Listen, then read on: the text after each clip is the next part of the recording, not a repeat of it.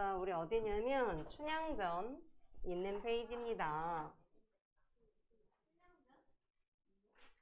자, 페이지 16쪽이요. 하고 지금 얘는 10월달 게 다 안 끝나서 일단은 프린트부터 줬고요. 핑크색 꺼내세요. 핑크색. 핑크색. 자, 또 오늘 왜 이렇게 신났어 또. 재밌는 걸 재미없게 해주는 게 나의 능력이니까. 자, 재미없게 해줄게요. 제 지금 묶으면 안 돼? 자, 같이 볼게요. 우리 한번 사진부터 볼까요? 지난주 열심히 사진을 준비했는데 춘향전을 나가지 못하고 우리 끝났었죠? 자, 칠판 한번 볼게요. 자, 여기서 누가 춘향일까요? 오른쪽? 여기? 여기? 기준이 뭐죠? 자, 1번 2번. 자, 누가 춘향일까요? 자, 1번 2번 뭐야, 니네 셋은? 3번. 정답. 자, 3번이. 자, 3번이 3번. 자, 3번은 뭐냐? 둘 다. 둘 다 춘향이에요. 본 적 있어? 사진? 인터넷에 엄청 논란이 지금, 이게 엄청 논란이 된 사건이에요. 근데 둘 다 지금 춘향입니다. 약간 2번은 한국 사람이고 1번은 일본 사람이고. 맞아요. 약간 맞아. 약간 맞아. 근데 둘 다 춘향전인데, 이제 문제가 뭐냐면, 이제 이게 원래 있었던 말하자면 그림인데, 이제 친일 작가 논란이 있어서, 이제 남원에서 이제 새로 그림을, 이제 춘향전의 어떤 영정 그림을 새로 그리자, 라고 해서 이렇게 새롭게 그려진 건데, 자, 그려지고 나서 완전 난리가 났었어요. 자, 왜냐하면, 춘향의 나이가 대략 어느 정도냐면, 우리가 28 청춘이라고 얘기했을 때 몇 살인 줄 알아? 18이야. 28에 16. 응? 그럼 얘가 16에서 18살 정도의 춘향이를 추정해서 그려야 되는데, 지금 이거 누가 봐도 어때? 노안이야. 누가 봐도 지금 애 한 둘 있는 엄마의 포스고, 이몽룡이 이제, 과거급제하고 왔을 때 춘향아, 너 왜 이렇게 힘들었니? 얼굴 왜 이렇게 사갔니? 하면서 못 알아볼 정도로 지금 노안이 됐잖아. 자, 그러니까 지금 생각해봐. 남원에서는 이 그림이 그려지니까, 남원이 사실 춘향이로 엄청 유명하잖아요. 난리가 난 거야. 아니, 이게 무슨 춘향이 아가씨냐. 이 아줌마다. 심지어 돈이 많이 들어갔어요. 얼마가 들어갔게? 한 1억 9천 정도 들어갔어요. 거의 2억이죠? 네. 근데 그렇게 많이 들었는데, 지금 이렇게 그려놓은 거야. 요번에. 그래서 엄청 난리가 났었고, 이슈가 됐습니다. 물론, 작가는 나름대로 어떤 그때, 네, 2억, 2억. 자, 2억, 2억.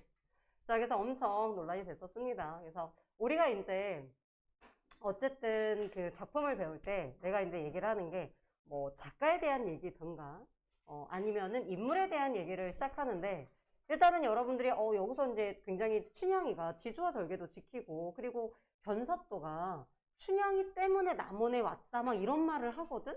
그럼 겁나 이뻤단 얘기잖아. 그럼 도대체 얼마나 이뻤길래 변사또가 남원까지 왔을까? 그리고 얘를 가지려고 했을까? 근데 딱 봤을 때 뭐 그 정도는 아닌데 약간 그런 느낌인데, 뭐 자세히 보시면 여러분 약간 친근감은 들어요. 그죠? 근데 16, 18은 좀 아니지 않나? 요런 느낌. 자, 이제 이렇게 춘향이 얼굴만 봤고요. 나머지 애들은 뭐 그닥, 네, 노관심이기 때문에 춘향이만 봤습니다. 자, 먼저 인물부터 살펴보고, 그리고 여러분이, 물론 이 춘향전이 중학교 때부터 여러분 고등학교 때까지 계속 배우는 작품이거든요. 그럼 굉장히 많은 부분에서 문제를 낼 수 있어요. 근데 오늘은 여러분이랑 인물에 대한 이야기랑 그 다음에 판소리계 소설의 일반적인 특징들을 중점으로 조금 얘기를 하고, 장면은 다 읽지는 않을 거예요. 제가 2장면 정도만 읽고 나머지 장면들은 여러분이 집에서 읽으면서 문제를 푸는 걸로. 아셨죠? 네. 자, 그러면 먼저 한번 보도록 할게요. 여기에서 여러분들이 이제 지금 볼만한 거는 이 작품이 판소리계 소설이라는 거야. 자, 판소리. 판소리 혹시 들어본 적 있어?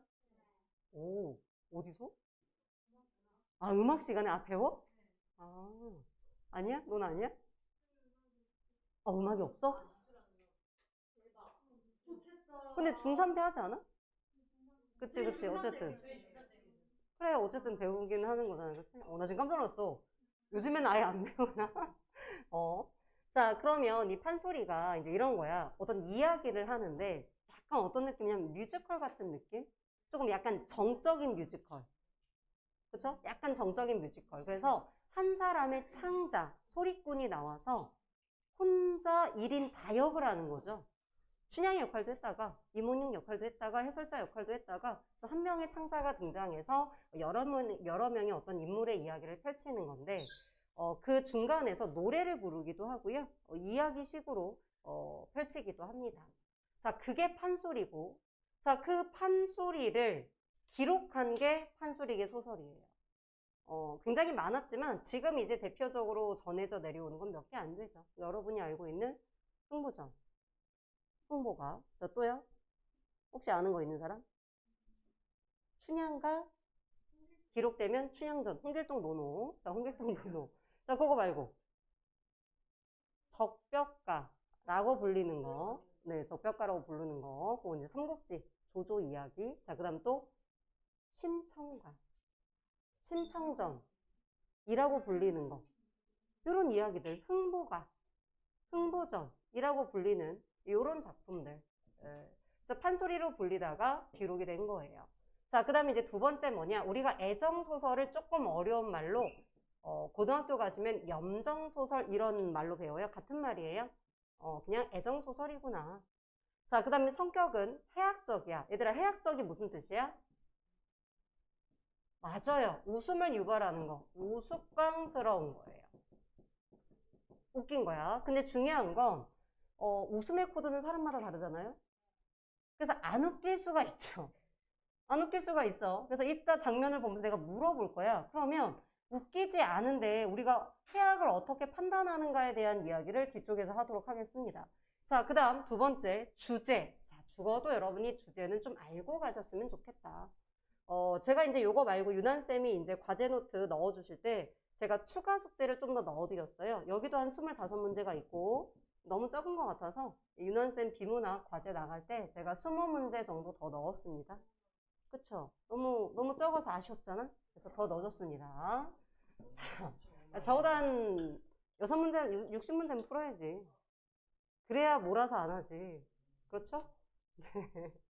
자, 이렇게 보세요.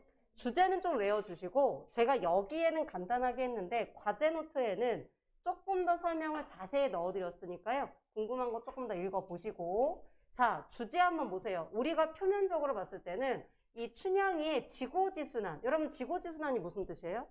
한 사람에 대한 변함없는 낭만 있죠. 그럼 이렇게 낭만 있는 우리 지우는 몇 명 사귈 거야? 누가 부러워? 춘향이가 아니면 얘가? 아, 그래?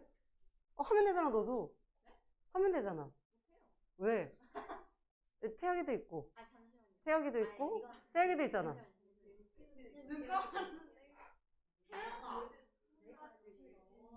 자, 알겠습니다. 우리 태혁이. 얘들아, 쉿. 태혁이 회장에 나갈 사람이야. 이러면 안 돼. 자, 태혁이. 야, 내가 학생이면 다 찍겠다, 우리 태혁이. 자, 보세요. 지고지순한 한 사람을 위한 변함없는 마음이야. 근데 생각해봐. 이때는 조금 나는 그런 것 같아. 수명이 길지 않았기 때문에. 그렇지? 근데 오늘날은 거의 100세 시대잖아요. 그러면 니네가 생각해봐. 16, 18의 이몽룡을 만나서 100살 때까지 이몽룡만 사랑해야 돼. 괜찮겠어, 주아? 아니야? 나는 가능하다. 어. 아. 만날 수 있으시면요? 네, 많이 만나면 되죠. 많이의 기준은 사람마다 다르겠지만, 그래도 한 명 만나고 결혼하는 것보다는 그래도 한 3, 4명은 만나봐야겠지, 그치? 맞아. 우리 지우는 능력이 되니까. 근데 이제 그 당시에는 지조와 절개를 굉장히 중요하게 여기는 사회였어. 이따 유난쌤이 이제 그 시대적인 배경에 대한 걸 바탕으로 해서 비문학 수업 해주실 거거든요. 네. 야한 거. 근데 수위 조절을 어디까지 하실지는 내가 슬쩍 봤는데 내가 봤을 땐 야한 게 있었는데 어디까지 할지. 그래서 이제 시대적 배경이랑 얘들아 흥분하지 마. 이렇게 좋아하면 어떡해? 아, 그래요? 아, 못 들으면 갈 거야? 아, 그럼 유나쌤이 쪽지로 보내줄게요, 유나쌤이. 네. 자, 왜 이렇게 밝혀? 자, 그래서 이제 그 당시 어떤 시대적 배경과 관련한 이야기를 유난쌤이 조금 더 해주실 거예요. 그러면 여러분이 좀 이해가 되시겠죠? 근데 일단 그 당시 기대 수명이 길지 않았어. 그럼 예를 들어서 30살이면 이미 할머니급이라고 생각하면 돼. 왜냐면 이미, 재밌다고요? 결혼을 빨리 하잖아. 그쵸? 그러면 여자가 이미 아기를 낳을 수 있는 어떤 생리를 하거나 이제 그러면서부터 이미 결혼이 가능해요. 12살이요? 네. 초등학생 하잖아, 요즘에도. 그럼 결혼을 해. 결혼을 한다고요? 그래서 심지어는 여자가 나이가 많고 남자가 나이가 어릴 때도 있었어요. 그래서 왜 꼬마 신랑 이런 말이 있는 게 그러니까 부인이 거의 이 남자를 업어 키우는 거지. 근데 부인도 막 20살 안 된. 당연하지. 20살은 거의 노처녀, 노처녀야. 그러니까 어린 나이에 이제 결혼을 하고 아기를 낳으면 여러분 진짜 이 나이쯤 되면은 손녀가 있을 수 있어요. 30대는. 나는 거의 증조 할머니급이 된 거지. 네. 그러니까 그렇게 이제, 왜냐면, 신체적인 어떤 노화도 좀 빠르기도 했고, 좀 빨리 죽었어. 근데 오늘날 같은 경우는 거의 결혼은 30살 이렇게 하잖아요. 그쵸? 조금 분위기가, 다릅니다. 그래서 그때는 좀 나이 때문에도 내가 봤을 때는 한 사람을 사랑한다는 게 가능하지만, 지금은 아까 16세 만났는데, 100살까지? 아무리 그 사람이 뭐, 이렇게 B라든가, 그치, 뭐, 공유라든가 괜찮은 사람이어도 쉽지 않을 거예요. 어쨌든 지고지순한 남녀 간의 사랑이 표면적인 주제예요. 그러니까 지조와 절개를 조금 강조하는 거죠. 자, 그런데 이제 이면적인, 자, 요게 여러분 써주세요. 표면적인 주제예요. 보통 판소리계 소설은 표면적 주제와 이면적 주제로 나눠집니다. 자, 그럼 이면적 주제는 뭐냐면, 우리 여기 나오면 변사또 새끼 나오잖아요, 변사또. 이름도 되게 냄새나잖아. 그쵸? 변. 사또는 이름이 아니야. 벼슬이야, 벼슬. 자, 그럼 이 변씨 아저씨. 자, 이 변씨 아저씨가 탐관오리로 나오잖아요. 여러분, 뭐가 탐관오리예요? 부정부패를 저지르고, 또요. 백성을 괴롭히고. 그쵸? 자, 이제 요런 애들. 그런 탐관오리에 대한 응징, 저항. 자, 요런 것들이 이면적 주제가 돼요. 자, 또 하나. 자, 여러분, 춘향전의 내용을 대충은 아시죠? 줄거리를? 춘향이의 신분이 뭐예요? 아빠는 뭘까요? 아빠는 양반일까요? 아니면 평민일까요? 아빠는 양반이에요. 엄마는요? 그치, 기생이죠. 기생. 그리고 둘이 애기 사랑을 나눠서 애기를 낳았어요. 그게 춘향이에요. 근데 생각해봐. 그럼 아빠가 양반이니까 얘가 양반일까요? 그치. 그랬으면 홍길동전에서도 아빠는 판서잖아요. 엄마는 종이었고. 자, 그 당시엔 뭐냐면, 천안 쪽의 신분을 따라갑니다. 천안 쪽. 왜 그랬을까? 왜 그랬을 것 같아?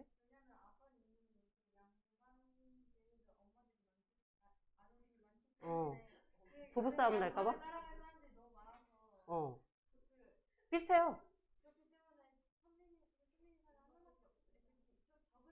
자, 여러분이 이거를 홍길동하고도 연결이 되는데 이런 거야.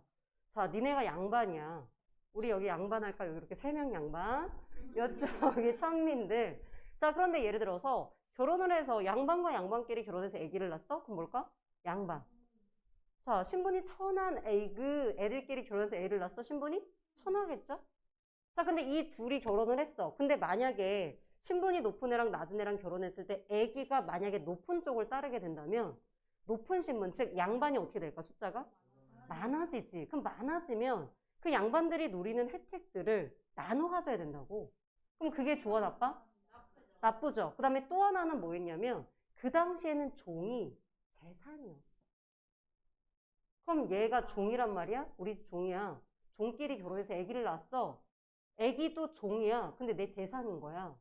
그래서 종끼리 결혼도 시키는 거예요. 왜? 아기를 낳을 때마다 내 재산이 느니까. 그럼 말하자면 홍길동도 사실은 뭐겠어? 재산인 거야.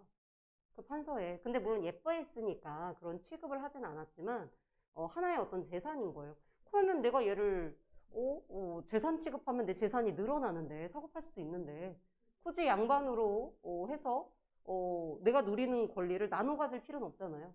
그러니까 이런 사고방식인 거죠. 그렇지, 사고 팔 수 있으니까. 심지어 노동력도 되잖아. 노동력 되고. 그 다음에 막 결혼시키면 애기 나오면 내가 그 어린 애기를 팔 수도 있고. 이런 거죠. 인권이라는 게 없었어.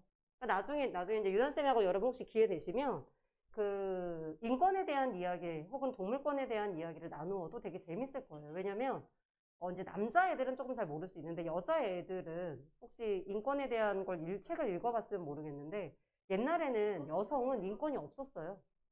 사람이 아니었죠. 똑같아. 사고 팔 수 있었던 그런 존재예요. 그러니까 정치, 투표 이런 것도 할 수가 없었었죠. 그거는 조금 비문학 시간에 더 보도록 하시고요. 일단은 그럼 보세요. 신분이 천했어. 근데 얘가 누구를 좋아한 거야? 이몽룡. 근데 이몽룡은 신분이 뭐죠? 양반. 아빠가 심지어 그 남원, 사또였단 말이에요. 그 사또의 아들이잖아요. 그러니까 높아. 말하자면 공무원인 거야. 그러니까 오늘날로 치자면 술집 여자랑 공무원 아들이 사귄 거야. 왜요? 어떤 면에서? 부러운 거야? 근데 이제 우리가 드라마에서 보듯이 이제 돈봉도 들고 가서 우리 아들과 헤어져! 막 이럴 수 있겠지. 물지언지고 이럴 수 있겠죠. 오늘날만 그런 게 아니니까. 그럼 춘향이 입장에서는 이몽룡과 이루어질 수가 거의 없겠죠. 자, 그렇기 때문에 춘향이 입장에서는 뭘 꿈꾸겠어? 신분제가 없는 평등한 사회. 근데 이거는 춘향이만 꿈꿨던 게 아니라 그 시대 사람들이 모두 다 원했겠죠. 그래서 이면적 주제를 평등한 사회에 대한 갈망 또는 신분제도의 초월 이렇게 볼 수 있다는 거야. 그러니까 겉에 드러난 주제와 이면적 주제는 좀 다르고요. 그리고 이제 이러한 춘향전을 모티브로 해서 시도 쓰여져요. 시도. 여러분이 이제 추천사라든가 춘향 유문이라든가 다음 주에는 이제 다음 주까지 하고 여러분 내신하는데 다음 주에 원래 이제 시조를 이어서 할 건데 제가 이 춘향전이랑 연관되어 있는 시 한 편 정도는 한번 같이 넣어드릴게요. 참고로 이 춘향전의 이야기랑 같이 연결해서 읽어보셔도 되게 재미있습니다. 자, 이렇게. 자, 여기까지 혹시 질문 괜찮나요? 그러니까 이게 그냥 나온 게 아니라 줄거리를 조금 알고 있으면 주제가 여러분 조금 이렇게 표면적 주제, 이면적 주제를 여러분이 생각해 볼 수가 있더라. 자, 그 다음 판소리의 영향으로 라고 했는데 아까 판소리 얘기 잠깐 했었잖아요. 자, 판소리는 우리가 한 사람의 창자가 등장을 해서 이야기를 이끌어가는 거고 판소리가 크게 두 가지로 진행이 돼요. 창은 쉽게 뭐예요? 노래야 노래. 그래서 아까 뮤지컬이랑 비슷하다고요. 자, 그 다음에 안일이 아니야 하는 게 아니야. 아니야 할 때 아니가 아니야. 안일이라고 하는 거는 이야기하듯이. 자, 그렇기 때문에 사건의 전개는 안일이로 이어집니다. 자, 이러한 판소리의 영향이 있으니까 당연히 여러분 운문. 왜 운문인지 알겠죠? 뭐 때문에? 창 때문에. 괜찮아요? 여러분 창이 그 창이 아니야. 노래. 네, 노래. 자, 그 다음에 산문. 왜요? 이야기하듯이. 자, 그 다음 보세요. 지금 저 빈칸에 있는 애들은 어디 갔지? 네. 아, 여기 답이 다 지워졌구나. 원래는 답을 해줬는데. 빈칸에 있는 애들은 제가 답을 다 다뤄드렸고요. 이건 이따가 한번 알려드리도록 하겠습니다. 자, 먼저 보세요. 우리가 이제 반어적인 표현, 언어의 다양한 표현을 볼 건데 이거는 지문을 통해서 한번 설명을 하도록 할게요. 지금 여기서는 얘네들을 설명하진 않고 자, 그리고 이제 여러분이 얘가 판소리기 소설이다 라는 거랑 그 다음에 요거 하나 조금 봐주셨으면 좋겠어요. 요거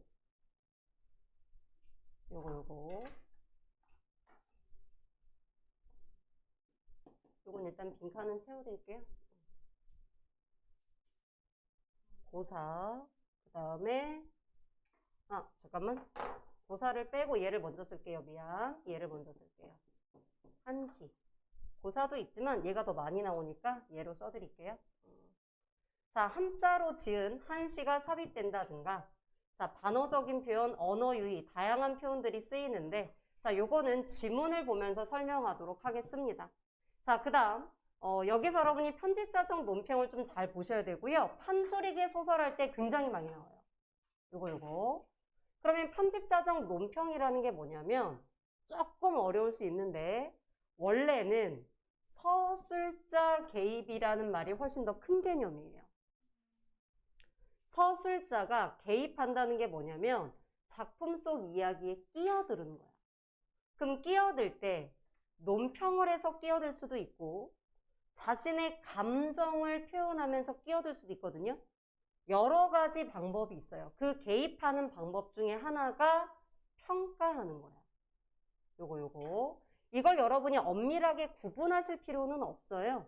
그러니까 엄밀하게 구분해야 된다 그러면은 고3 정도 됐을 때. 그러니까 지금은 구분하실 필요는 없는데 어쨌든 배울 때 처음에 정확하게 배워야 되니까 서술자가 이야기 흐름 속에 개입하더라. 자, 근데 그 방법이 여러 가지가 있더라. 근데 그 중에 하나가 평가하는 방식이더라. 그럼 어떻게 평가하냐면 인물이나 사건에 대한 자기의 생각이나 판단을 드러내는 게 이거예요. 자, 그래서 이거는 이따가 제가 그 부분을 찾아드릴게요. 이런 방식이야 라고 한번 요거는 찾아드려서 다시 한번 설명을 해드리도록 하겠습니다. 자, 여기까지 혹시 질문? 요거는 제가 이따 얘를 찾아주면서 좀 더 설명을 해드리도록 할게요. 괜찮나요? 자, 인물들은 여러분이 한번 읽어보셔도 돼요. 이미 대략적인 줄거리는 아시죠? 혹시 아나요? 줄거리 다시 한번 설명해 주긴 할 건데 인물에 대한 얘기는 줄거리를 하면서 같이 한번 보도록 하겠습니다. 그래서 제가 읽지는 않을 거고요. 지금 줄거리 설명하면서 참고로 보시면 됩니다. 자, 우리 춘향전은 여기 뒤쪽에도 이제 줄거리가 이렇게 나와 있기도 하고 제가 과제로 준 노트, 이따가 드릴 노트에도 쓰여져 있습니다. 자, 잠깐 앞에 가보세요. 이제 단오날 우리가 이제 그네 띄는 풍습이 있었거든. 그러면 이제 이 춘향이가 이제 아무래도 그 당시에는 여성들이 바깥 활동이 제한적이잖아요. 그래서 단오날 그 향단이랑 같이 그네를 타러 갑니다. 자, 근데 저 멀리 몽룡이가 눈도 좋아. 자, 이 춘향이가 그네 타는 모습을 보고 한눈에 반해요. 내가 봤을 때 얼굴을 알아볼 수 있는 분명한 거리는 아니거든? 잘생기고 예쁘면 눈이 맑아지잖아요. 아, 그래? 아, 그래? 아, 그래? 쌍욕이 없잖아, 그 당시에. 자, 자, 그래서 춘향이 그네 타는 모습을 보고 한눈에 반합니다. 그래서 이제 춘향이를 불러오죠. 근데 이제 춘향이가 안 만나줍니다. 그러니까 여러분 이거는 판소리는 맨 처음에 구전됐다가 얘가 기록됐기 때문에 약간 버전이 여러 가지 버전이 있어요. 이제 바로 좀 몇 번 거절하다가 만나주는 버전도 있고 얘가 끝까지 거절하니까 이몽룡이 집으로 찾아오는 버전도 있습니다. 근데 중요한 건 약간 튕겼다는 거죠. 튕겼다는 거고. 자, 그리고 나서 이제 이몽룡을 만나게 되고, 이제 이몽룡이 결국은 춘향이를 꼬셔서 결국 춘향이가 넘어갑니다. 근데 보세요. 얘는 기생의 딸이고요. 얘는 남원부사의 아들인 거야. 그러니까 뭐 어떻게 치자하면, 뭐 경기도지사 아들, 뭐 약간 뭐 이런 느낌? 조금 더 높긴 하지만. 이제 그런 느낌이어서 신분 차이가 있음에도 불구하고 이몽룡이 춘향이한테 첫눈에 반해서 뭐 엄청난 대시를 합니다. 자, 그때 이제 이몽룡이 춘향의 집에 찾아왔을 때 춘향이가 처음에는 거절을 해요. 근데 이제 춘향이 엄마가 이몽룡을 쫙 보니까 아이가 괜찮아. 이것도 많게 생겼고 그리고 들어보니까 남원부사의 아들이라는 거야. 그래서 잘 엮으면 신분 상승 되겠다. 뭔가 본부인은 아니더라도 어쨌든 잘 맺어지면 좀 덕태가 볼 수 있겠네라고 생각을 해서 부인 이렇게 딸을 살살 달랩니다. 그러니까 춘향이가 뭐라고 했냐면 나랑 결혼하겠다고 약속을 해주지 않으면 만나주지 않겠다. 그게 이몽룡이 어때? 일단 만나고 싶거든. 그러니까 어떻게? 결혼을 하겠다고 일단 약속을 합니다. 어, 그치. 그냥 일단 그러니까 옛날에는 뭐냐면 자유연애가 있었던 시절이 아닌 거예요. 그러니까 춘향이 입장에서는 내가 얘랑 만나. 나 안 그래도 난 기생이 아닌데도 불구하고 기생딸이기 때문에 사람들이 보는 눈이 있잖아. 말하자면 야 니네 엄마 술집 여자지? 술집 여자 딸 이렇게 되는 거야. 그러니까 사람들이 나를 함부로 할 수 있잖아. 근데 거기다 심지어 얘까지 소문까지 나면 얘는 시집을 못 가는 거야. 그래서 이 춘향이가 어떻게 하냐면 이 이몽룡한테 왜? 뭐가 불만인 거지? 자, 그래서 이몽룡한테 나랑 결혼해주면 만나겠다. 이렇게 얘기를 해요. 네. 자, 그래서 얘가 어떻게 하냐면, 자, 그래서 이제 어떻게 하냐면, 저도 나가면 안 돼요? 다 나가도 돼요. 자, 다 나가요. 자, 여러분 조용히 나가시면 됩니다. 자, 그래서 이제 어떻게 하냐면, 이 결혼을 하겠다고 합니다. 그래서 둘만의 결혼식을 올려요. 춘향이네 집에서. 자, 춘향이 엄마 왔을까요? 안 왔을까요? 없겠지. 춘향이 집에서 했으니까. 네, 바로 결혼합니다. 네, 결혼식을 합니다. 며칠 뒤에 바로. 네. 소설이잖아. 소설이잖아. 이혼도 할 수는 있죠. 그거 알죠? 저고리 자르면 이혼하는 거. 근데 이혼 후에 여성들의 삶은 쉽지 않았다는 거죠. 할 수는 있으나. 자, 그래서 이제 결혼을 하기도 합니다. 남자들은 손해볼 게 없으니까. 그 당시에. 자, 그래서 이제 결혼을 합니다. 이몽룡의 부모님들 몰라요. 내 아들이 결혼한 거. 자, 결혼하고 그래서 첫날 밤까지 보내요. 그래서 이제 얘가 어떻게 하겠어? 뭐 집에 가서 아침에 새벽에 들어가서 이제 좀 자고 나오고 엄마 아빠 있으면 인사하고 낮에 공부하는 척 하다가 부모님 안 볼 때 방자 방에다 넣어놓고 자기가 춘향이 만나러 가서 또 한참 놀고 신혼을 즐기다가 새벽에 또 들어오고 이렇게 하는 거야. 엄마는 살짝 눈치를 챘어. 아빠는 모르고. 자, 그런 찰나에 이제 아빠가 서울로 올라가게 된 거예요. 한양으로. 그리고 얘를 이제 데리고 갑니다. 그리고 엄마도 약간 이 아들이 여자친구 생긴 것 같으니까 이 새끼 공부는 안 하고 있지. 그래서 이제 여자친구 생긴 것 같으니까 얘를 이제 데리고 가려고 설득을 하죠. 그래서 이것도 버전이 여러 가지예요. 이 이몽룡이 아주 매차게 아주 매정하게 춘향이를 버리고 가는 버전이 있고 실제로 살살살 달래서 얘를 놓고 가는 버전이 있습니다. 이야기마다 좀 다른데 보통은 이제 잘 달래서 얘가 이제 떠나가게 되는 거예요. 근데 이제 춘향이 입장에서는 뭐야? 난 이미 이제 결혼한 거죠. 그쵸? 물론 이몽룡네 집은 모르지만 자, 그래서 이제 그때부터 자기는 이제 결혼했다고 하고 이몽룡을 기다리기 시작을 합니다. 자, 근데 문제는 얘가 너무 예쁜 거지. 자, 그러니까 사람들이 가만히 두질 않아.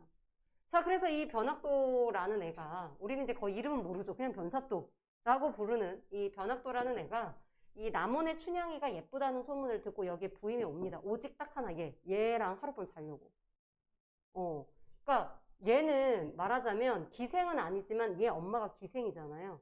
그럼 이제 보통 신분이 내리 물림되니까 얘도 거의 기생 취급을 당했겠지. 그러니까 막 수청을 들라고 잠자리 시중을 들라고 합니다. 그러니까 얘가 거절을 했어요. 그러니까 어떻게 하겠어? 변학도가 춘향이를 옥에 가두고 죽이겠다고 합니다. 여러분 이거 사실은 말도 안 돼요.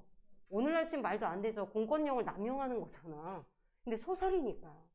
자, 그렇게 해서 춘향이가 이제 감옥에 갇히고 그럼에도 불구하고 죽음을 무릅쓰고 이몽룡을 기다리니까 엄마는 어떨까? 이 새끼가 조금 집도 잘 살고 돈도 많고 해서 지금 내 딸이랑 어떻게 해보려고 했는데 얘는 가서 오지도 않고 차라리 변사또랑 잘 되면 나을 것 같은데 엄마 입장에서. 그래서 엄마가 계속 춘향이를 꼬드깁니다. 야, 그냥 변사또 수청 한번 들어주고 뭐 첩으로 들어앉으면 너도 팔자가 편하지 않겠어? 아니 이 새끼 언제 올 줄 알고. 그러면서 엄마가 막 엄청 합니다. 근데도 춘향이가 노노 하고 계속 기다리는 거야. 자, 그러다 드디어 여러분이 아는 대로 이몽룡이 돌아오죠. 어떻게? 난 이래서 이몽룡이 싫어. 춘향이한테는 와서 사실대로 말해줄 수 있잖아. 그렇지 않니? 근데 춘향이한테 와서 거짓말을 하죠. 알지 않나요? 춘향이가 감옥에 갇혀 있고 변사또 생일날 그때까지도 수청을 들겠다고 안 하면 춘향이는 죽는 거예요. 근데 춘향이는 이미 죽을 생각을 하고 있었어. 자, 근데 이몽룡이 와서 이제 거의 그 집골로 옵니다. 그러니까 이 춘향이 엄마 월면 얼마나 빡쳤겠어. 아니 이몽룡이 왔다길래 이제 그렇게 연락 끊고 공부했으면 장원급제 했을 줄 알고 막 버선발로 나왔는데 꼬라지가 벌써 이미 냄새 나고 그지 같은 거지. 자, 그러니까 이제 엄마가 굉장히 냉정하게 칩니다. 근데 이몽룡이 춘향이 너무 보고 싶다고. 그래서 감옥에 데리고 가요. 그럼 그때쯤 돼서는 춘향이한테 사실 말해줬어요. 저기 사실 나는 암행어사야. 내일 꺼내줄게. 이렇게 말하면 춘향이도 얼마나 다리 뻗고 잠자겠어. 그런데 이몽룡이 끝까지 거짓말을 합니다. 내가 가서 집안도 망하고 막 계속 낙방하고 막 이럽니다. 난 이래서 이몽룡이 싫어. 그러니까 춘향이는 어떻게 했어?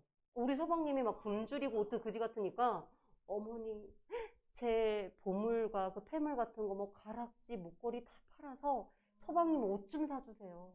막 이렇게 얘기를 하는 거야. 자, 그리고 서방님 고기 좀 사주세요. 그리고 우리 서방님 뒷바라지에서 그거 다 팔아서 폐물 집도 팔고 폐물 팔아서 서방님 과거 다시 공부하게 해주세요. 그렇게 얘기를 하는 거야. 그렇게 거의 그렇게 거의 유언 같은 이야기를 이몽룡한테 남기고 엄마한테도 엄마 이제 난 죽을 수도 있어. 그래서 이제 인사를 합니다. 아, 그 얘기 좀 얼마나 좋냐고. 그럼 두 다리 뻗고 잘 거 아니야. 얘는 거의 죽을 작전까지 합니다. 막 자살하려고 막 그래요. 자, 이제 그런데도 끝까지 이몽룡이 그냥 약간의 힌트는 주죠. 일단 사람이 하늘이 무너져도 솟아날 구멍이 있으니까 기다려봐. 이 정도의 말만 하고 갑니다. 자, 그리고 나서 이제 다음날 변학도 생일 잔치 때 드디어 이몽룡이 짠 하고 나타나죠. 아메오사 찔게 하고 나타난단 말이에요. 자, 그리고 나서 이제 춘향이 이를 비롯한 억울하게 잡혀진 사람들의 사연을 듣고 다른 사람들을 풀어주거든요. 그리고 드디어 춘향이의 차례가 와서 춘향이한테 물어보죠. 야, 너는 왜 갇혔니? 라고 하니까 춘향이가 뭐라고 해? 이러저러해서 갇혔다 하고 얘기를 했겠죠. 그러니까 여기서 지금 보시면 춘향이는 끝까지 지금 지조와 절개를 지키는 의지적인 그런 인물이에요. 적극적인 인물인 거고요. 자, 지금 이몽룡이 짠하고 나타나서 아, 그래, 그럼 이러이러해서 수청을 강요당했지만 거부하고 지조와 절개를 지켰구나라고 했으면 어떻게 돼? 춘향아, 사실 오빠야. 오빠 봐라. 이렇게 됐으면 되는데 얘가 또 한 번 춘향이를 시험합니다. 아, 그래, 네가 변사또는 거절했다고. 그럼 나는 어떠냐? 나는 서울에서 온 사람으로 지금 이 변사또보다 훨씬 더 높은 벼슬을 갖고 있는 사람이야. 내 수청은 들겠니? 라고 던집니다. 근데 이것도 웃긴 게, 아니, 춘향이는, 아니, 얼굴은 못 봐요. 왜냐면 이렇게 숙이고 있고 이 어사는 이렇게 얼굴을 가리고 있으니까. 근데 목소리는 들었을 거 아니야. 근데 못 알아봅니다, 춘향이는. 그래서 뭐라고 하냐면, 아, 그놈이, 변조했겠지. 뭐, 어쨌든 못 알아봅니다. 그래서 이제 이몽룡이, 내 수청을 들어라 하니까 춘향이가, 아, 그놈이네? 똑같은 놈들. 아니, 수청 안 들 거거든? 날 빨리 죽여라! 이렇게 끝까지 지주와 절개를 지키니까 그제서야 이몽룡이, 오빠야. 이렇게 밝히는 거예요. 난 너무 짜증나. 아니, 사람을 왜 간을 보냐고. 고생을 그렇게 했는데. 뭐, 어쨌든, 그렇게 간을 보긴 했지만, 얘가 암행어사가 되어서, 변사또를 징벌하고, 춘향이와 해피엔딩을 맺게 되고요. 그리고 맨 마지막에 이렇게, 춘향이가 지주와 절개를 지킨 소문이 임금님한테, 까지 귀에 들어가서, 춘향이한테 정열부인이라는 칭호까지 내려줍니다. 옛날에는 여자들이 벼슬을 못했잖아요. 그래서, 좀 훌륭한 여성들에게는 어떤 칭호 같은 걸 내려줬어요. 근데 보통은 양반집 여자들만 그런 칭호를 받았는데 얘는 기생의 딸임에도 불구하고 정열 부인이라는 칭호까지 얻어서 아기를 낳고 잘 먹고 잘 살았더라. 뭐 이런 얘기입니다. 해피엔딩이겠죠. 본부인이 됩니다. 본부인이 되고요. 중간중간 제가 생략된 이야기도 있지만 여러분이 이제 전체적인 스토리를 알고 그리고 이 주제에 맞춰서 이제 그 세부적인 내용들을 해석해 줄 수도 있어요. 그러니까 이게 바꿔 말하자면 겉으로 봤을 땐 굉장히 로맨틱한 소설인데 사실 여러분이 봤을 때 약간 춘향이가 이해 안 가는 면도 있잖아.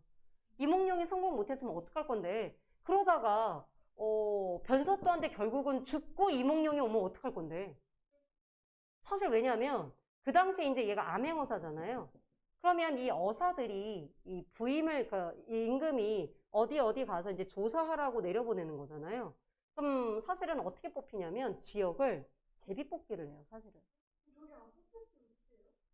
근데 여기는 그런 얘기가 없어. 근데 실제로는 사실 이 어사를 했었을 때 우리가 어떤 특정 지역을 지정해서 갈 수 있는 게 아니에요. 제비 뽑기를 해서 가는 거거든. 그러니까 얘가 사실 암행어사가 되어서 그것도 딱 남원으로 올 수 있는 확률은 거의 로또의 확률인 거예요. 근데 이제 이건 소설이니까 그런 얘기는 다 빼고 이제 남원으로 이제 부임이 되는 우연성을 여러분 집어넣은 거예요. 그래서 고전 소설을 보면 약간의 비현실성이라든가 우연성이라든가 이런 얘기가 지금 다 작용이 된 거죠. 거기까지 혹시 질문까지 괜찮나요? 그래서 이제 우리가 오늘 읽을 장면은 이제 춘향이가 맨 마지막에 이제 이몽룡과 만나는 그런 장면, 그리고 맨 앞부분에 이몽룡이 어사출두하는 장면, 그 장면을 좀 주되게 읽을 겁니다. 자, 여기까지 혹시 질문이 없으시면 그 뒤에 보시면 여기 주된 표현 방법들은 한번 참고로 보시고요. 요거는 제가 장면을 읽어가면서 여러분 요거는 설명을 할까 합니다. 제일 많이 나오는 그 얘기들을 얘기를 한 겁니다. 그래서 요건 이따 빈칸 채워드릴게요. 자, 일단은 장면부터 한번 보도록 하겠습니다. 자, 요 장면 말고요. 두 번째 18쪽 장면을 한번 볼게요. 이제 암행어사 출두하는 장면을 한번 보도록 하겠습니다. 자, 이제 요 장면은 뭐냐면 얘가 이제 어사로 지금 암행어사로 부임받고 남원으로 와서 이 변사또의 생일 잔치 날 지금 이 관하로 들어간 거예요. 자, 그래서 이제 탐관오리인 이 변사또가 얼마나 백성을 착취해서 지 생일 파티를 아주 호화찬란하게 하고 있는지를 지금 보여주고 있고, 이거에 빠친 어사또가 이제 어사 출두하는 장면입니다. 자, 보세요.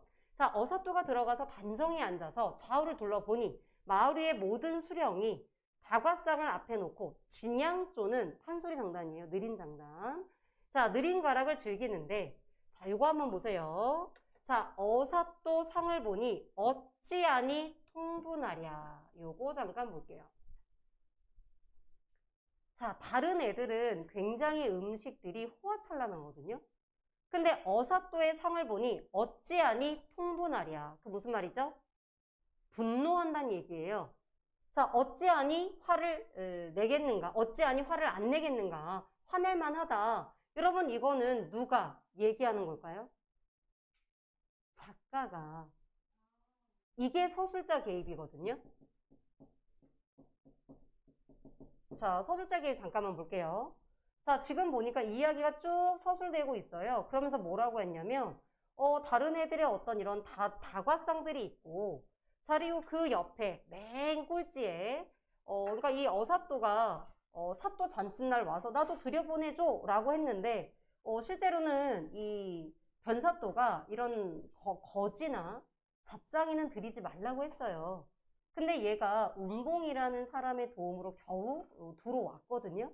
근데 이제 얘가 차림새를 보니까 몰락한 양반 같으니까 얘를 좋은 걸 주지 않고 저쪽 구석에다가 굉장히 조그만 상에다가 진짜 뭐 거의 뭐 종들이 먹을 법한 뭐 막걸리 뭐 그냥 좀 먹다 마른 반찬 쪼가리만 준 거예요. 그러니까 그 상을 보니 어찌하니 통분하겠는가. 그 상을 보면 화날 만하다.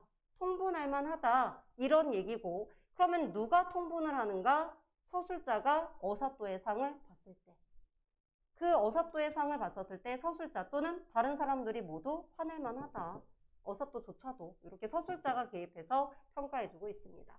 자, 그리고 그 상의 모습은 지금 어떠한가 보세요. 자, 귀퉁이가 떨어진 개다리 소반에 닭다리, 당나무, 젓가락, 콩나물, 깍두기, 막걸리밖에 없어요. 아니, 생일날인데 떡도 없어요. 네. 자, 그러니까 이제 이 어사또가 와, 상을 보니까 어찌하니 화를 안 내겠는가. 화낼 만하다. 자, 상을 발로 탁 차면서 운봉의 갈비를 슬쩍 툭 치는 거예요. 자, 툭 치고 집어들고, 자, 요거 한번 보세요. 자, 갈비를 한 대 먹읍시다 라고 한 거예요. 그럼 요거 한번 볼게요.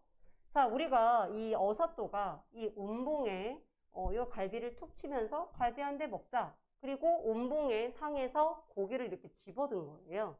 그럼 이때 갈비는 중의적인 의미인 거예요. 어떤 의미일까요? 첫 번째, 정말 사람의 갈비뼈일 수도 있고 갈비살, 고기일 수도 있겠죠. 자, 그러면 얘가 하나의 발음이죠. 동음이어죠. 동음. 근데 뜻은 다르죠. 이어. 가지고 뭐 한 거예요? 말장난치는 거예요. 이게 뭐죠? 언어. 유희라는 거예요. 자, 언어는 말이고요. 유희는 놀다라는 뜻이에요. 그럼 얘가 무슨 말이에요? 쉽게 말하자면 말장난이란 뜻이거든요. 여기까지 괜찮아요? 자, 말장난을 한다는 거예요. 여러분 근데 이게 웃겨요? 안 웃겨요? 물론 웃긴 애들도 있어. 그치? 근데 보통은 안 웃기잖아요. 하하하하하. 자, 안 웃겨요. 자, 안 웃긴데 말장난이라는 말 속에 이미 뭐예요? 재밌게 하려고 하는 거잖아요. 그래서 언어 유희가 쓰였다. 그럼 우리는 무조건 뭐다? 얘는 해학적이다. 근데 문제는 이게 언어 유희라는 걸 모를 수 있다는 거야. 이게 더 어려운 거죠. 그렇죠? 그래서 고전에는 몇 가지를 좀 계속 여러분이 좀 봐주셔야 이게 말장난이구나. 그러니까 발음을 비슷하게 해서 말장난하거나 아니면 이렇게 동음이 이어가지고 말장난하는 경우가 있더라. 자, 이제 이렇게 뭐 갈비를 먹읍시다. 아이고 다리도 잡수세요. 뭐 이러면서 지금 말장난을 치고 있습니다. 자, 이때 운봉이 자, 이런 잔치에 풍류로만 돌아서는 맛이 적으니 운자를 따라서 그러니까 우리가 예를 들어서 시를 지으면 그 시에 어떤 글자를 꼭 집어넣도록 하는 게 있어요. 그걸 우리가 운자라고 합니다. 그러면 마찬가지로 삼행시 지을 때 글자를 하나씩 주잖아요. 약간 그런 느낌이라고 생각하시면 됩니다. 자, 그래서 이제 시를 짓습니다. 자, 그래서 운봉이 글자를 내죠. 높을 고자랑 기른 고자를 주고 시를 쓰게 합니다. 자, 그리고 이제 어사또가 나도 쓸게요. 하고 이제 어사또가 글을 쓴다고 하니까 자, 이제 밑에 보세요. 쓰게 이제 붓과 벼루를 져주죠.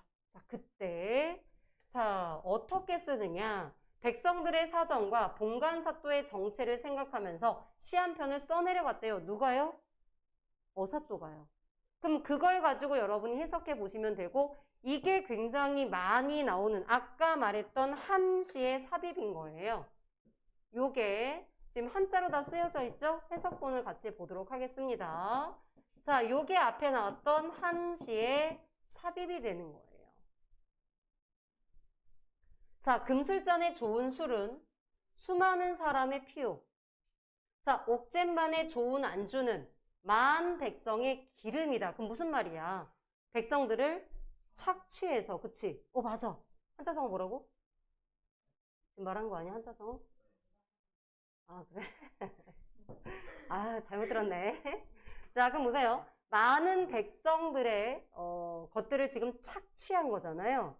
여러분 예전에 지금 한자성어 배울 때 가혹한 수탈을 말하는 걸 뭐라고 하죠? 등쳐먹기. 네 글자네? 아, 저 그거 말고. 자, 가혹한 수탈. 딱 네 글자야? 자, 그거 말고. 그건 아니죠. 가렴주구.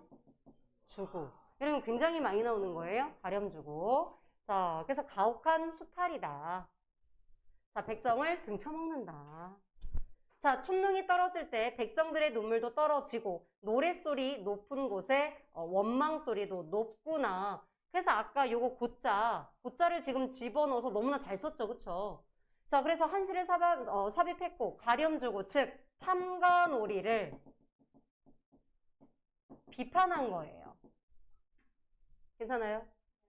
자, 그럼 질문할게요.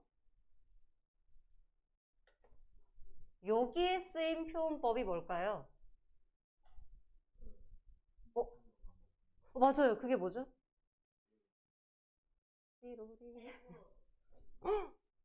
맞아요. 우와. 대박. 대구가 뭔지는 알고 맞춘 거죠? 자, 여러분 얘는 대구죠. 왜요? 자, 보세요. 뭐뭐의 뭐뭐한 술은 뭐뭐의 뭐뭐한 안주는 자, 누구누구의 뭐요, 누구누구의 뭐요. 지금 유사한 문장 구조가 우리가 어려운 말로 유사한 통사 구조라는 말을 씁니다. 유사한 통사 구조가 바로 어떻게 해요? 인접한 위치에서 어떻게 짝을 이루고 그리고 어떻게 되죠?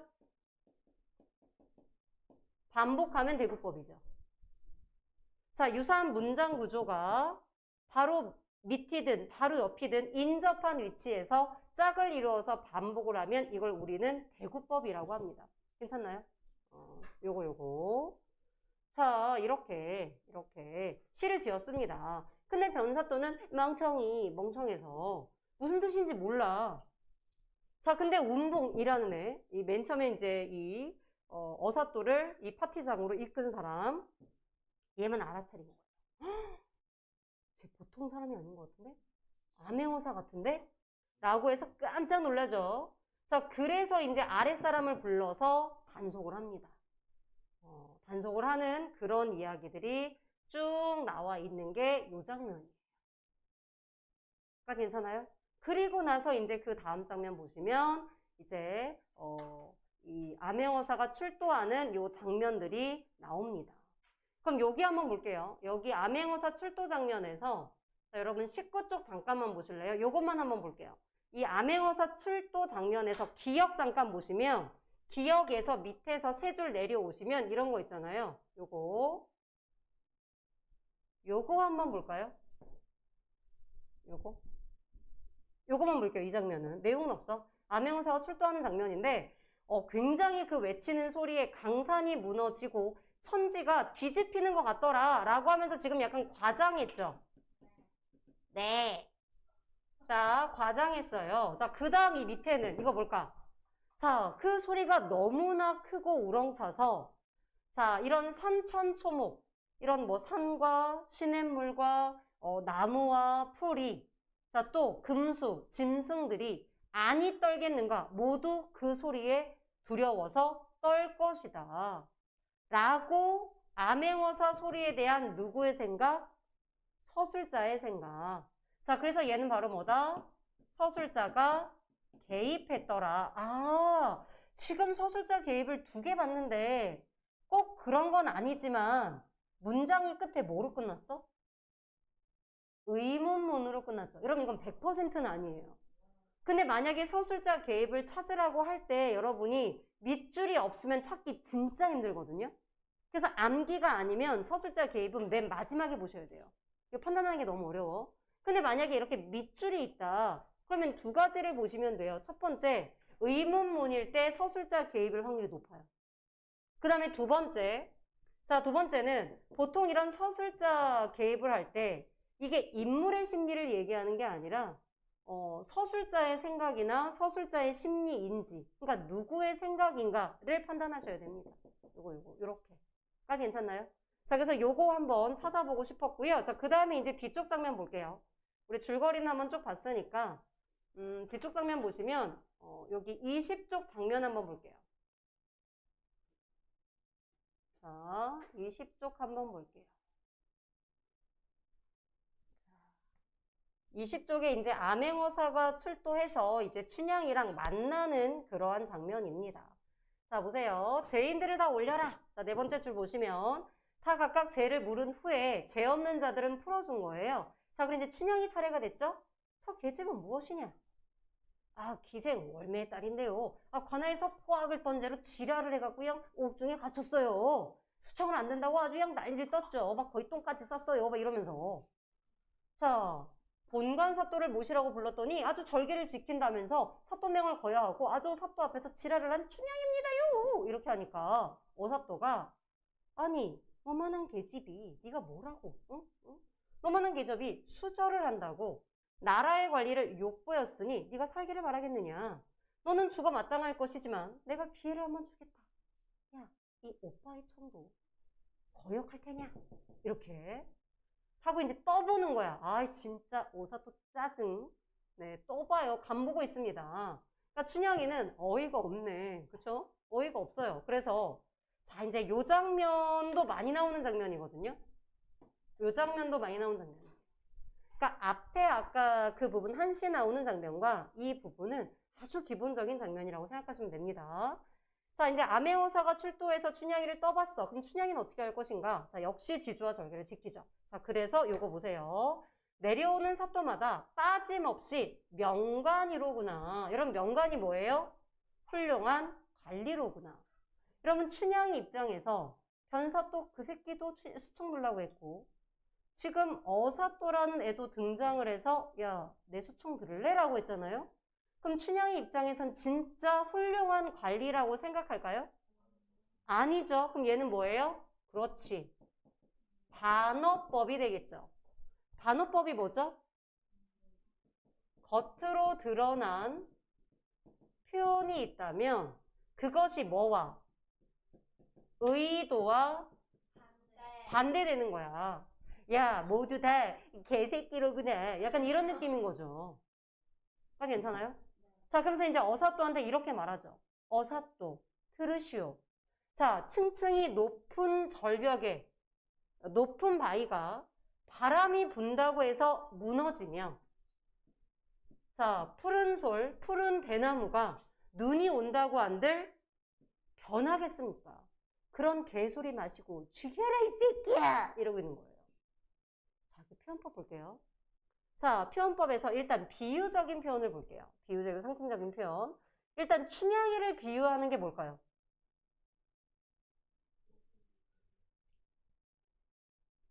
높은 절벽? 그쵸. 높은 절벽 위에 있는 바위겠죠? 자, 그래서 높은 바위. 그 절벽에 있는 높은 바위. 또요. 이렇게 같이 갈게요. 그냥. 네, 높은 절벽, 높은 바위. 또요. 춘향이. 지조절개하면 소나무, 대나무. 자, 이런 애들은 누구다? 춘향이를 비유한 거다. 그럼 여기에서 춘향이에게 닥친 시련과 고난은 뭐죠? 바람과 눈이 되겠죠. 자, 그럼 바람과 눈은 뭐가 되겠어요? 시련, 고난. 다른 말로 하자면 네, 저랑 가끔 인지하더라고요. 자, 변학도 같은 새끼들. 그쵸? 어떤 시련과 고난들, 나의 지조와 절개는 바뀌지 않는다.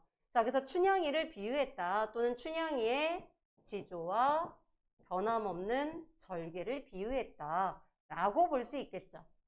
까지 괜찮아요? 그리고 여러분 이것도 대구법이 되겠죠. 뭐뭐가 뭐뭐한들 무너지며 뭐뭐가 뭐뭐한들 변하겠습니까? 자, 라고 해서 대구법도 쓰였더라. 여기 대구법도 쓰였더라. 좀 구분하려고 여러분 색깔을 바꿔드린 겁니다. 이 부분은 표현법 때문에 많이 나왔겠죠? 자, 이렇게 하면서 황급히 이리저리 두리번거리더니 향단이를 찾는다. 향단아, 서방님 어디 계신가 살펴보아라. 어젯밤 오셨을 때 천만당부했는데 어디를 가셨는지. 뭐라고 했냐면 내 시체를 수습해달라고. 내 시체를 수습해서 잘 뒀다가 서방님이 과거급제하시면 서방님 그 집안의 선산, 가족묘에다가 내 시체를 넣어주세요. 그러니까 춘향이는 뭐냐면 살아서 이몽룡과 함께 할 수 없다면 죽어서라도 이몽룡 집안에 들어가고 싶은 거예요. 이런 게 신분상승의 의지야. 대박이죠. 그렇게까지, 그치? 네. 자, 어서 찾아보아라. 그러자 어사또가 춘향아, 고개를 들어 나를 보아라. 어머나 서방님! 이렇게 되는 거죠. 네, 어머나 서방님 이렇게 되는 거예요. 나를 알아보겠느냐? 네가 찾는 서방이 바로 여기 있노라 하면서 까르르 까르르 까르르 하면서 해피엔딩인 거죠. 자, 여기 한번 보세요. 여기도 이제 비유적인 표현 잘 봐주세요. 자, 얼씨구나 좋을시고 어선한군 좋을시고 남온읍에 가을이 들어서. 여러분 가을이 들었다는 건 뭘까요? 자, 가을이 들어서 시련과 고난이겠죠. 결국 변사또를 말하는 거겠죠. 시련과 고난을 겪어서 낙엽처럼 질 줄 알았더니 봄이 들어서 봄바람이 핀 오얏꽃이, 오얏 이자거든요. 그러니까 누굴까요? 이몽룡이 되겠죠. 자, 이몽룡이 나를 살려주는구나. 자, 꿈이냐 생시냐. 만약에 꿈이라면 자, 깰까 염려로구나. 자, 한참 이렇게 즐길 적에 뒤늦게 달려온 춘향의 엄마도 입이 찢어져라 빈 싱글벙글 웃으면서 어깨춤을 추고 남원 백성도 춤을 추었다. 자, 어서또는 춘향의 손을 잡고 쌓였던 사연의 실타래를 끝낼 줄 몰랐더니 그 즐거운, 이거 보세요. 그 한없이 즐거운 일을 어찌 일일이 다 말로 하겠는가. 아이고, 아주 그냥 그 즐거운 일이 끝이 없는데 그걸 내가 어떻게 다 말할 수 있겠어. 누가 개입한 거야? 이것도 역시 서술자가 개입한 거예요. 누구 생각이야? 서술자의 생각인 거죠. 자, 그리고 이제 마무리 해피엔딩으로 끝나는 장면들입니다. 자, 그래서 여러분들이 막 내용은 막 어렵진 않지만 조금 표현상의 특징이라든가 가장 결정적인 두 장면만 봤으니까 한번 참고로 보시고 나머지는 여러분 한번 풀어봐 주시면 좋을 것 같고요. 배우지 않은 표현상의 특징은 다음 주에 여러분 제가 좀 문제풀이를 통해서 조금 더 보완해서 설명해 드리도록 하겠습니다. 오늘 과제 노트 보시면 여기 앞부분에 내용 설명이 좀 더 자세하게 되어 있어요. 그래서 한번 읽고 그리고 나서 여러분 뒤에 추가 문제까지 같이. 그래서 오늘 숙제는 지금 요거 25문제. 지금 기존은 핑크 교재. 아까 준 프린트. 그 다음에 요거 전부 다 풀어 오시는 거가 숙제고요. 자, 그 다음에 한자성어 제가 단톡방에도 올려드릴게요. 한자성어는 121번부터 140번까지 외워와 주시면 되겠죠. 제가 과제 노트에도 혹시 몰라서 221번 왜?